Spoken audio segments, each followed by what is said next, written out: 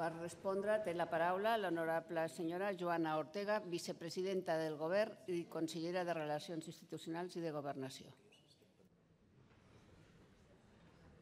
Gràcies, presidenta. Senyora diputada, ara també constatem que vostès no han canviat gens el seu discurs. Miri, aprofito.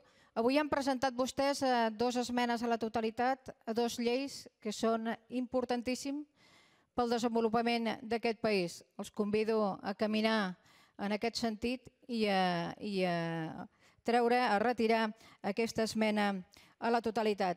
Però deixi'm que digui una cosa. On som? Doncs miri, fent una valoració molt i molt positiva del 9 de novembre. Miri, 2.305.000 persones varen participar. En l'exterior ho varen fer més de 13.000 persones. Ahir seguíem participant en el Palau Robert i en les diferents delegacions més i més persones, un total de 6.000 que podran fer-ho a més fins al dia 25. I per tant el govern té una valoració, fa una valoració molt i molt positiva perquè els ciutadans es van poder expressar d'una manera lliure, donant exemple d'allò que ens caracteritza, que és el civisme, que és el respecte i que és la cultura democràtica.